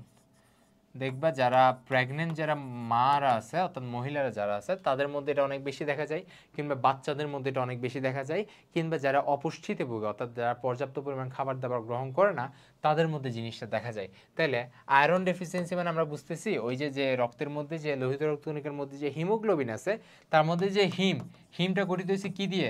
আয়রন দিয়ে, তাই না? ওই আয়রনটা যদি তোমার রক্তের মধ্যে পর্যাপ্ত পরিমাণ না থাকে বা তুমি আয়রনটা যদি গ্রহণ না করো তাহলে তোমার কি হবে? হিম কমে যাবে। হিম যদি কমে যায় তাহলে কি রক্ত লাল কালারটা হইতে পারবে? রক্ত লাল হইতে পারবে না। দ্যাটস ওয়াই তোমার দেহটা দেখতে কিরকম লাগবে? অনেকটা ফ্যাকাশে লাগবে, বুঝতে পারছি? এবং এই রক্তের পরিমাণ কমে যাওয়াটাকে আমরা কি বলি? এনিমিয়া বলি। সো আয়রন স্বল্প, এনিমিয়া, ঠিক আছে? বুঝতে পারছি আশা করি। তাহলে আমরা তো মোটামুটি হিমটা কি জন্য গুরুত্বপূর্ণ এটা বুঝতে পারছি, তাই না? হিমোগ্লোবিন কেন লাগতেছে।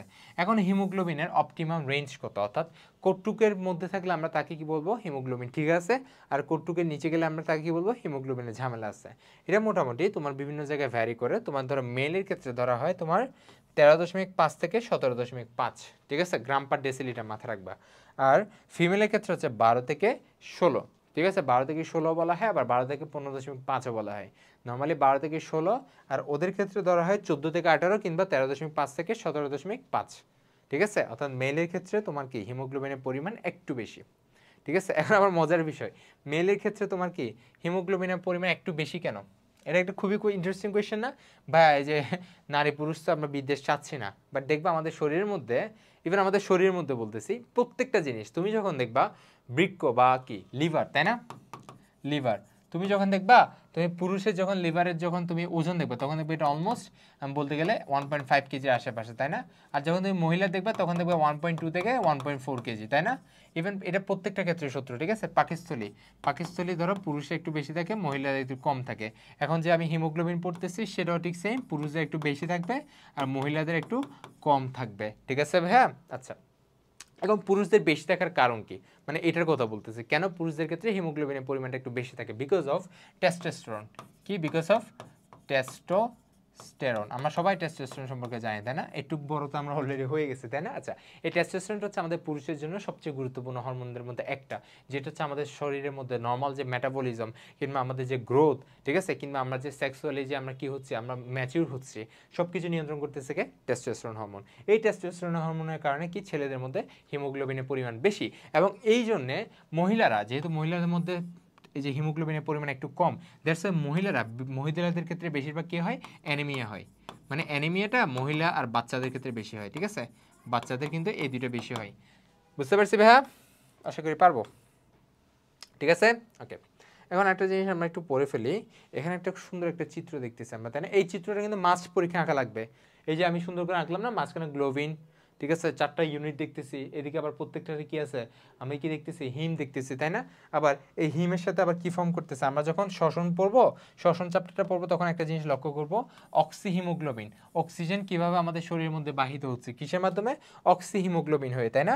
ওই অক্সিহিমোগ্লোবিনটা কি? এটা হচ্ছে এই যে এটাই, মানে হিমোগ্লোবিনের যে হিম আছে, হিমের সাথে হচ্ছে অক্সিজেনটা বাইন্ড করবে, ঠিক আছে। এটা হচ্ছে অনেকটা এরকম করে বাইন্ড করে, হিমোগ্লোবিন আর হচ্ছে অক্সিজেন, আর দুইটা মিলে হচ্ছে ফর্ম করে HbO4, ঠিক আছে।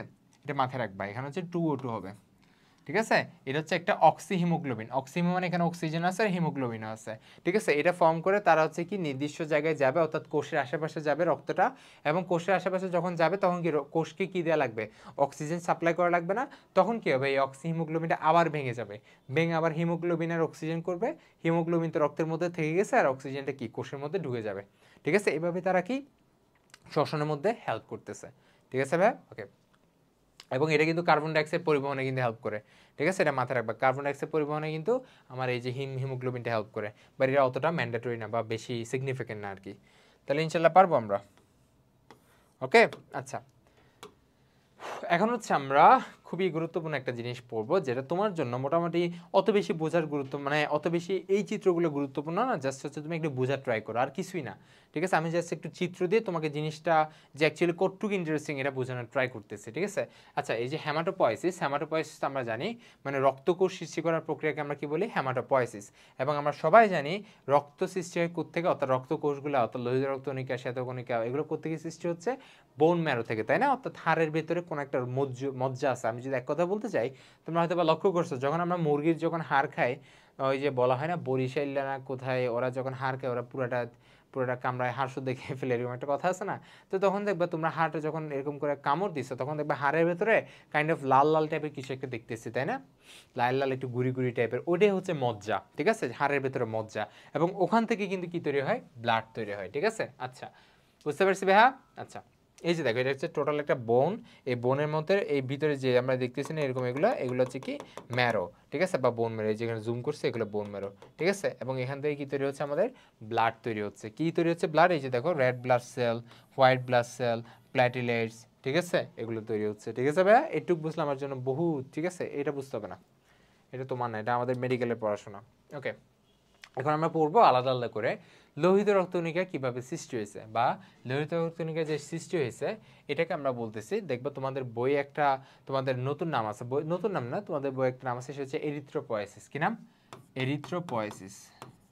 এটা তো আমরা জানি এরিথ্রোসাইট মানে কি, আমাদের লোহিত রক্তকণিকা, তার মানে এরিথ্রোপয়েসিস, পয়েসিস মানে কোনো কিছু সৃষ্টি হওয়া, তাহলে এরিথ্রোপয়েসিস মানে কি, যে প্রক্রিয়ায় লোহিত রক্তকণিকার সৃষ্টি হয়, ঠিক আছে? আচ্ছা, তাহলে এখানে কিছু গুরুত্বপূর্ণ, এখানে এটাও কিন্তু কি এমসিকিউর জন্য বেশি গুরুত্বপূর্ণ, আমরা কিন্তু এখনো ভালো করে তোমার সিকিউতে কিন্তু এখনো যাই না, ঠিক আছে ভাই? আচ্ছা, তাহলে লোহিত রক্তকণিকা প্রাথমিক পর্যায়ে কোথায় তৈরি হয়, অর্থাৎ যখন আমাদের মায়ের পেটের ভেতরে যখন নিষেকের ফলে, অর্থাৎ পুরুষ থেকে শুক্রাণু এবং স্ত্রী থেকে যখন ডিম্বাণু দুইটা মিলের ফলে যখন আমাদের নিষেক হইল, নিষেক হওয়ার পরে তোমার কি তৈরি হয়, জাইগোট তৈরি হয়। ওই জাইগোটটা আস্তে আস্তে ক্লিভেজের মাধ্যমে ব্লাস্টুলা, গ্রেস্টুলা এরকম হইতে হইতে একটা ভ্রূণ ফর্ম করে না, ওই ভ্রূণটার মধ্যে তোমার যে লোহিত রক্তকণিকা তৈরি হবে, এটা কে তৈরি করবে, এটা যে কুসুমথলিতে তৈরি হবে, মাথায় রাখবা, কোথায়, কুসুমথলিতে। এটা গুরুত্বপূর্ণ পয়েন্ট, ঠিক আছে? আচ্ছা, এবং যখন মানব ভ্রূণের শেষ পর্যায়ে, অর্থাৎ তখন যখন তারা পৃথিবীতে চলে আসতেছে, তখন কিন্তু এটা কোথায় তৈরি হবে, যকৃতে তৈরি হবে, ঠিক আছে? আচ্ছা, এবং জন্মের পর থেকে কোথায় থেকে তৈরি হবে, অস্থিমজ্জার স্টেম কোষ বা হিমোসাইটোব্লাস্ট নামক বড় ভ্রূণীয় কোষে এরিথ্রোপয়েসিস পদ্ধতিতে লোহিত রক্তকণিকার সৃষ্টি হয়, ঠিক আছে? তাহলে আমি তিনটা ফেজ বলছি, অর্থাৎ যখন একদম প্রাথমিক পর্যায়ে তখন তারা কুসুমথলিতে, এবং ভ্রূণটা যখন একটু ম্যাচিউর হয়েছে তখন যকৃতে, এবং যখন তারা পৃথিবীতে আসছে অর্থাৎ নবজাতক যখন হয়েছে তখন তারা কোথায় তৈরি করবে, অস্থিমজ্জা মানে বোন ম্যারোর ভিতরে স্টেম কোষ বা হিমোসাইটোব্লাস্ট আছে, ওখান থেকে তারা কি এরিথ্রোপয়েসিস পদ্ধতির মাধ্যমে তোমার কি তৈরি করবে, লোহিত রক্তকণিকা তৈরি করবে। এই এরিথ্রোপয়েসিসটা কিন্তু একটা হিউজ একটা প্রক্রিয়া, এই যে এটা হচ্ছে প্রক্রিয়া, যেটা হচ্ছে তোমার এখন লাগবে না, এবং এটা তোমার এটাও কিন্তু মেডিকেলের একটা পড়াশোনা, ঠিক আছে? জাস্ট আমি তোমাকে বোঝানোর জন্য এই চিত্রটা অ্যাড করা হয়েছে। আচ্ছা, এখন খুবই খুবই মজার বিষয় একটা কি জানো, দেখো এই যে আমাদের কিডনি আছে না, এটা কিন্তু কেমন জানি, ঠিক আছে, আমরা যখন ইন্টারে প্রথম কেমন জানিয়েছিল, যখন দেখবে তোমরা এই যে রেশন চ্যাপ্টারটা পড়বা তখন দেখবে বৃক্ক, মানে বৃক্কের যখন টোটাল ফাংশন পড়বা তখন একটা দেখবে হরমোন নাম পড়বা, সেটা হচ্ছে এরিথ্রোপয়েটিন। কি নাম এটা, এরিথ্রোপয়েটিন। এটার সাথে আমরা কোনো একটা সম্পর্ক পাচ্ছি, তাই না, এরিথ্রোপয়েসিসের সাথে। আচ্ছা, এই এরিথ্রোপয়েটিন হরমোনটা কোথা থেকে উৎপাদিত হয়, খুবই গুরুত্বপূর্ণ একটা এমসিকিউর পয়েন্ট, এটা অনেকবার মেডিকেল আসছে, সেটা হচ্ছে বৃক্ক বা কিডনি, ঠিক আছে? কোত্থেকে তৈরি হয়, কিডনি, অর্থাৎ কিডনি হচ্ছে এরিথ্রোপয়েটিন হরমোনটা উৎপাদন করে, এবং এই এরিথ্রোপয়েটিন হরমোনটাই হচ্ছে স্টিমুলেট করে অস্থিমজ্জা থেকে এরিথ্রোপয়েসিস প্রক্রিয়া, যাতে লোহিত রক্তকণিকা উৎপাদিত হয়। দ্যাট মিনস আমি বলতে পারি কিডনির একটা কি ভাইটাল একটা রোল আছে কিসের জন্য, রক্ত তৈরি করার জন্য, তাই না, আমি বলতে পারি না? আচ্ছা আচ্ছা, আসি, ঠিক আছে? তাহলে লোহিত রক্তকণিকা সৃষ্টিতে আমরা পারবো। দেখো, পরিণত লোহিত রক্তকণিকা কি থাকে না, নিউক্লিয়াস থাকে না, আমরা সবাই জানি, এবং অপরিণত লোহিত রক্তকণিকা কি থাকে, নিউক্লিয়াস থাকে, এবং একে আমরা কি বলি, প্রি এরিথ্রোব্লাস্ট বলি, ঠিক আছে? আমি আবার বলতেছি জিনিসটা, ঠিক আছে? আচ্ছা, এখন এই যে এটা হচ্ছে আমাদের মেইনলি আমাদের লাগে যে, অর্থাৎ তোমাকে আমি যে বললাম না এরিথ্রোপয়েসিস, এটা কিন্তু কিছু সিরিয়ালি কিছু তোমার কি প্রক্রিয়ার একটা সমন্বয়। যেমন ধরো সবার ফার্স্টে যে তোমার একটা ব্লাস্ট তৈরি হয় সেটাকে আমরা কি বলতেছি, প্রি এরিথ্রোব্লাস্ট বা প্রো এরিথ্রোব্লাস্ট। ও প্রো থেকে হচ্ছে কি ব্যাসোফিলিক এরিথ্রোব্লাস্ট, সেখান থেকে পলিক্রোমাটিক এরিথ্রোব্লাস্ট, সেখান থেকে হচ্ছে অর্থোক্রোমাটিক এরিথ্রোব্লাস্ট, সেখান থেকে হচ্ছে নিউক্লিয়াসটা বের হয়ে যাবে, বের হয়ে হচ্ছে একদম ফাইনালি পিকনোটিক নিউক্লিয়াস বলি, মানে নিউক্লিয়াস, এটা বুঝতে হবে না তোমার। দেখো, পিগনোসিস পদ্ধতি হচ্ছে যে প্রক্রিয়া কোনো একটা জিনিস কোষ থেকে বের হয়ে যাচ্ছে। আচ্ছা, যাই হোক, সো এটা হচ্ছে বের হয়ে যাওয়ার পর জিনিস যেটা থাকবে সেটাকে আমরা রেটিকুলোসাইট বলবো, এবং রেটিকুলোসাইটটা হচ্ছে আরেকটু ম্যাচিউর হয়ে কি ফর্ম করবে, এরিথ্রোসাইট ফর্ম করবে, ঠিক আছে? এটা হচ্ছে টোটাল প্রসিডিউরটা কি, যেটা তোমার অতটা লাগবে না, জাস্ট জেনে রাখো অ্যাকচুয়ালি এরিথ্রোসাইট কিভাবে তৈরি হয়, এটাই আর কিছু না। ওকে, এখন ভাই আমরা তো পড়ছি লোহিত রক্তকণিকা তো তৈরি হয়েছে, তাই না? মানে আমাদের আরবিসি তো তৈরি কিভাবে হয় আমরা জানি, কোন কোন ফেজে কোত্থেকে তৈরি হয় আমরা এটাও জানি, তাই না? এখন আমরা কি পড়বো, লোহিত রক্তকণিকা কিভাবে ভাঙ্গন হয়, তাই না? অর্থাৎ কোনো একটা জিনিস তো আমাদের শরীরের মধ্যে তো সবসময় থাকতে পারবে না। লোহিত রক্তকণিকা একটা ডিউরেশন আছে, অর্থাৎ কতদিন লোহিত রক্তকণিকা পরিপূর্ণভাবে কাজ করতে পারবে। কি কাজ করে সে? অক্সিজেন পরিবহন করে, তাই না? অক্সিজেন কার্বন ডাইঅক্সাইড পরিবহন করতেছে, রক্তের অম্লক্ষারের সাম্য রক্ষা করতেছে, বিভিন্ন রকম প্রোটিন বা হরমোন এগুলো পরিবহন করতেছে, তাই না? আচ্ছা, তাইলে লোহিত রক্তকণিকা নর্মালি কতদিন টিকে থাকে, সেটা হচ্ছে 4 মাস বা 120 দিন।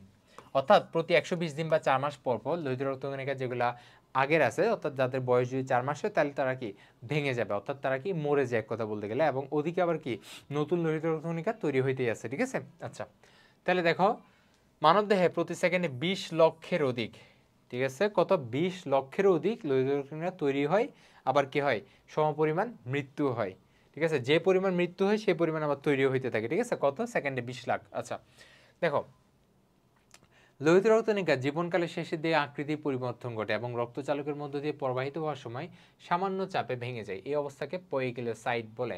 আচ্ছা, পয়কিলোসাইট এটা হচ্ছে, এটা তোমার অত বেশি লাগবে না, জাস্ট মাথায় রাখো এটা কতে আসতে পারে, ঠিক আছে?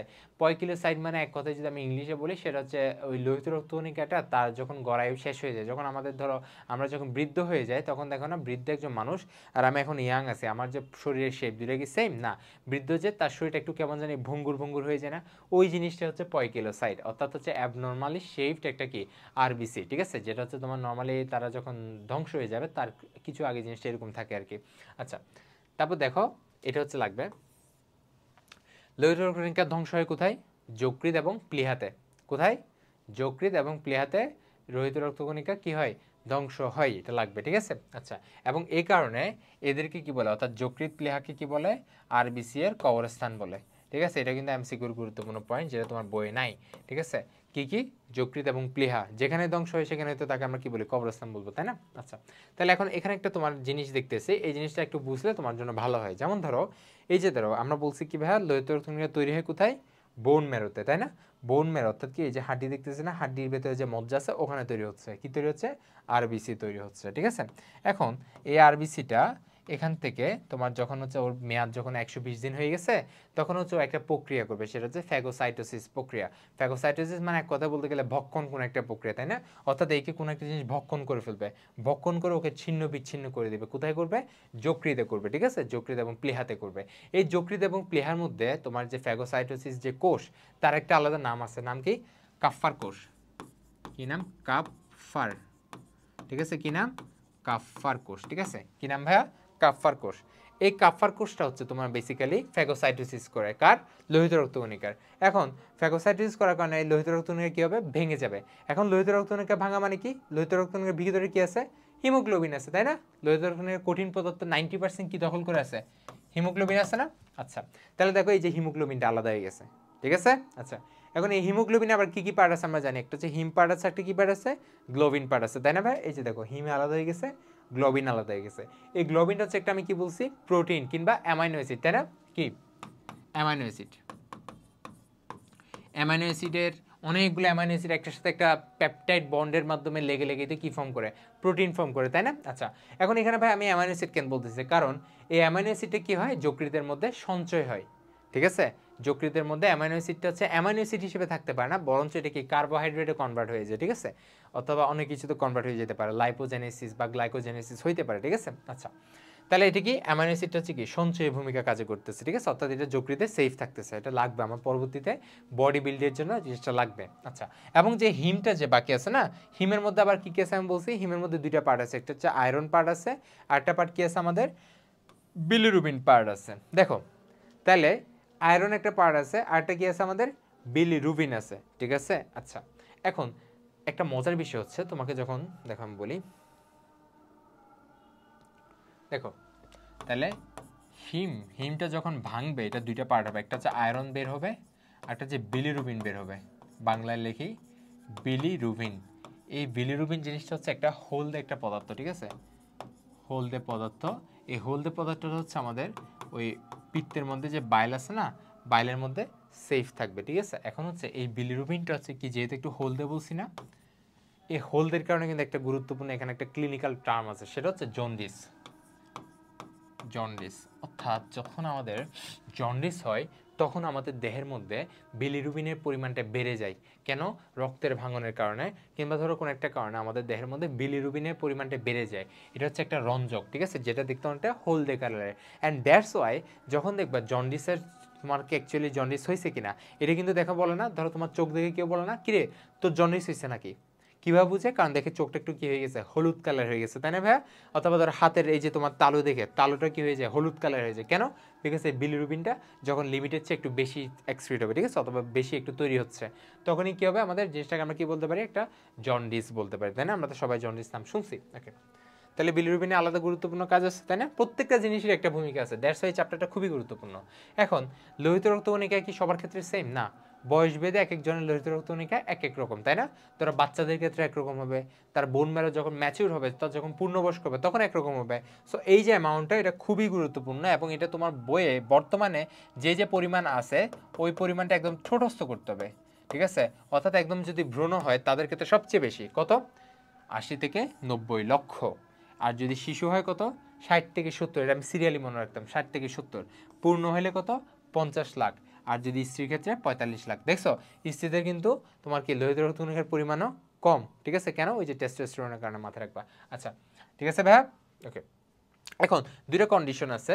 যখন তোমার লোহিত রক্তকণিকা একটা নির্দিষ্ট অ্যামাউন্টের থেকে বেশি হয়ে যাবে তখন ক্ষতি না, কোনো কিছু কিন্তু তার পরিমাণ থেকে কম বা বেশি হওয়া কিন্তু কি দুইটাই ক্ষতি, ঠিক আছে?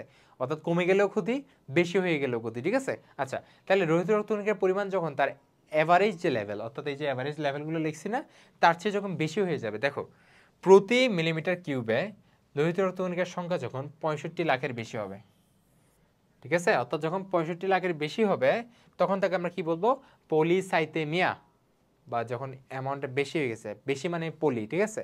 আচ্ছা, আর যখন তোমার রক্তের পরিমাণ কমে যাবে তাকে আমরা কি বলতেছি, যে একটু আগে বলছি, অ্যানিমিয়া বা রক্ত স্বল্পতা, কত, 45 লাখ বা 50 লাখের চেয়ে কমে গেলে, ঠিক আছে?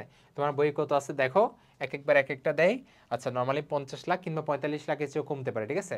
কত পার্সেন্ট? 25% কমে গেলে, ঠিক আছে?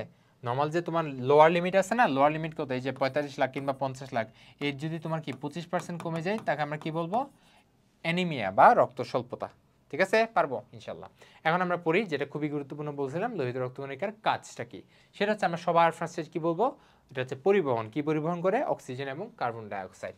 এবং সেকেন্ডলি কি বলবো, যেহেতু লোহিত রক্তকণিকা একটা কি ঘন পদার্থ, তাই না, মানে রক্তরসের মধ্যে একটা কি কঠিন পদার্থ, দ্যাট মিনস এটা কি রক্তের সান্দ্রতা রক্ষা করবে বা রক্তের ঘনত্ব রক্ষা করবে।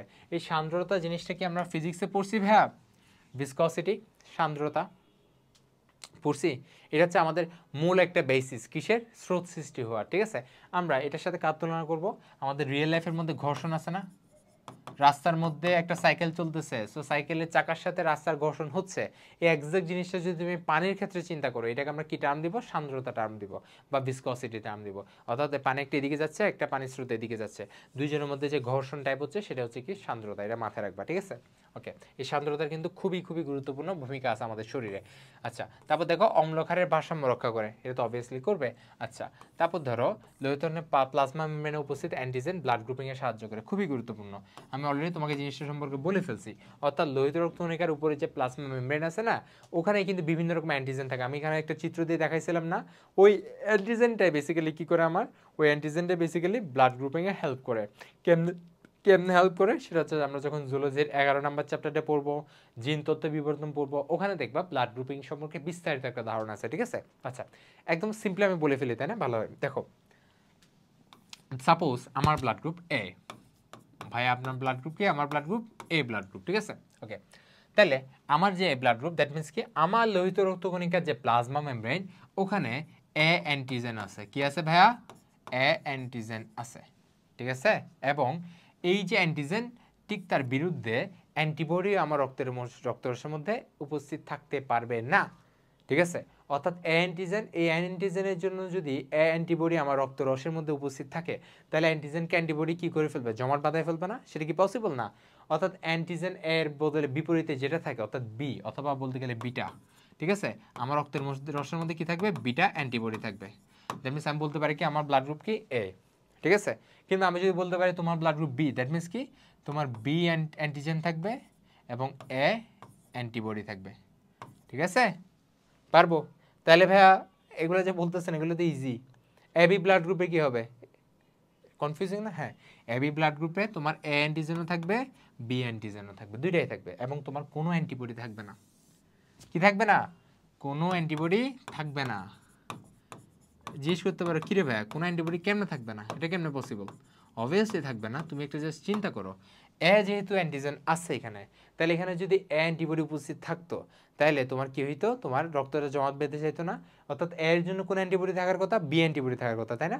তাহলে এখন যদি বি অ্যান্টিবডি প্রেজেন্ট থাকতো রক্তরসে, তাহলে এটাকে আবার কে কার সাথে জমাট বাঁধতো? এখানে আবার বি আছে না, তার সাথে জমাট বাঁধতো। ঠিক সেম ওয়েতে যেহেতু এখানে বি অ্যান্টিজেন আছে, তার জন্য রক্তরসে কি উপস্থিত থাকা লাগবে? এ অ্যান্টিবডি থাকা লাগবে, তাই না? আবার যেহেতু অ্যান্টিবডি এখানে আছে, মানে অ্যান্টিজেন এ এখানে আছে, দ্যাট মিনস কি এটার সাথে এটা জমাট বাঁধে ফেলবে। অর্থাৎ যেহেতু এখানে এ বি দুইটাই আছে, সো এখানে কি এ এবং বি কোনো অ্যান্টিবডি প্রেজেন্ট থাকতে পারবে না, ঠিক আছে? আর ও হচ্ছে ঠিক তার এটার উল্টা, বুঝতে পারছি? ও এর ক্ষেত্রে কোনো অ্যান্টিজেনই থাকে না, অ্যান্টিবডি দুইটাই থাকে, ঠিক আছে ভাইয়া? এভাবে হচ্ছে ব্লাড গ্রুপটা ডিফাইন করা হয়, কিসের ভিত্তিতে? লোহিত রক্তকণিকার ভিত্তিতে, ঠিক আছে? আচ্ছা, এবং রক্তের মধ্যে এরা কি তৈরি করে? বিলিরুবিন এবং কি বিলিভার্ডিন নামক বর্ণকণিকা বা পিগমেন্ট তৈরি করে, ঠিক আছে? আচ্ছা, যকৃতে ভেঙে পিত্তরঞ্জক বিলিরুবিন এবং বিলিভার্ডিন উৎপাদন হয়, এটা আমরা জানি, অলরেডি বলে ফেলছি, এটা লাগবে। এনজাইম রূপী নাইট্রিক অক্সাইড উৎপাদন করে, যা এন্ডোথেলিয়াল কোষের এল আর্জিনিনের মতো ব্যবহৃত হয়। অনেকে আমরা জানি না অ্যাকচুয়ালি এল আর্জিনিন মানে কি, তাই না? এইটুক তো মুখস্থ করতে পারবা। নাইট্রিক অক্সাইড উৎপন্ন করে, যা কি এন্ডোথেলিয়াল কোষের এল আর্জিনিনের মতো কাজ করে। এন্ডোথেলিয়াল কোষ মানে আমাদের দেহের মধ্যে, ধরো আমি যদি একটা বলতে যাই, সেটা হচ্ছে আমাদের, তোমার ধরো আমাদের ক্ষুদ্রান্তের একদম ভিতরে যে কোষগুলো উপস্থিত, যেগুলো হচ্ছে আমার কিসে হেল্প করতেছে? সাপোজ ধরো আমাদের কোনো কিছু রিভিল করতে হেল্প করতেছে, তাই না? ধরো কোনো একটা জিনিস তো আজীবন সেম থাকতে পারে না, ওদের কিছু নির্দিষ্ট সময় পর পর তাদেরকে আবার কি করা লাগে?